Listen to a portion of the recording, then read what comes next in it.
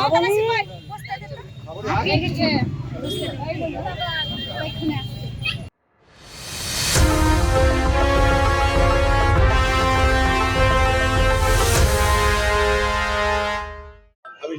বড় হয়েছি, এই বাজার আমি নিজে তৈরি করেছি যখন আমার দায়িত্বে ছিল। এই সমস্ত কিছু তো আমাদেরই তৈরি।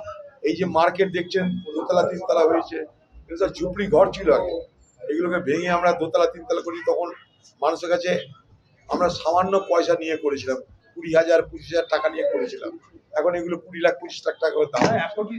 শুরু করেছি তো আমরা করেছি, যখন মিউনিসিপ্যালিটি আমি তো পরিচালনা করতাম। এটা আমাদের চেনা জানা জায়গা, তাই এসেছি।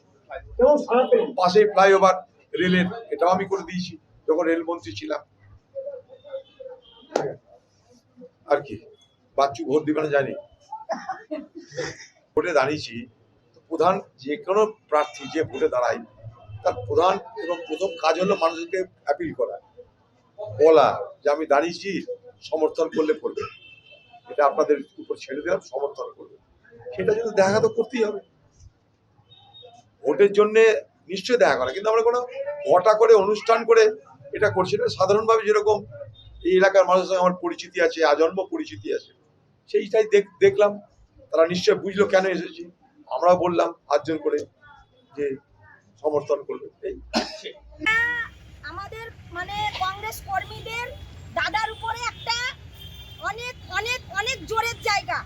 আজকে আমরা এত কিছুর পরেও দাদার সাথে আছি। এইটা দাদা, সব থেকে বড় কথা, এটা দাদা আমাদেরকে মানে এমন একটা জায়গায় দাঁড় করি যে এই ভরসাটা পেয়েই বোধহয় আমরা কংগ্রেস কর্মীরা মানে কি বলবো, ছাড়বো মনে করলেও মানে স্বপ্নতেও হয়তো মনে আসে না যে এই মানুষটার পাশ থেকে সরবো।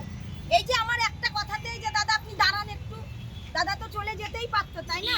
কিন্তু দাদা গেল না। এই যে আমরা এখানে দাঁড়িয়েছিলাম, আমরা নিজেরাও জানি না, আমরা বেরিয়েছিলাম নিজেদের একটু চায়ের দোকানে বসে চা খেতে যাবো বলে। সেই সময় দেখছি দাদার গাড়ি। দাদাকে বললাম দাদা একটু দাঁড়ান। দাদা বললাম চ, তুই বলেছিস আর আমি কি থামতে পারি, চ। দাদাকে হাঁটি নিয়ে এতটা দূর চলে এলাম। দাদা হেঁটেও আমাদের সাথে চলে এলো। এই যে দেখছেন এইটা, এর উপরে তো আর আমাদের কংগ্রেস কর্মীদের কিছু পাওয়ারও নেই, কিছু চাওয়ারও নেই। মানে সব থেকে বড় জিত বলেন, বড় মানে পাওনা বলেন, কংগ্রেস কর্মী হিসাবে আমাদের মানে সব থেকে মানে আরো রাজনৈতিক দল আছে, কিন্তু তাদের কাছে হয়তো এটা পাওয়ার আশা কেউ করেও না বা করেও নি বা করবেও না। কিন্তু দাদার কাছে এটা আমরা সবসময়কার জন্য পেয়ে থাকি, ওর জন্যই আমাদের দাদা। এইবারে দাদা বহরমপুরের প্রার্থী, কি করবেন? নিজের যতটুকু আছে, নিজের যতটুকু রেখেছি সবটুকু দিয়ে লড়াই করব।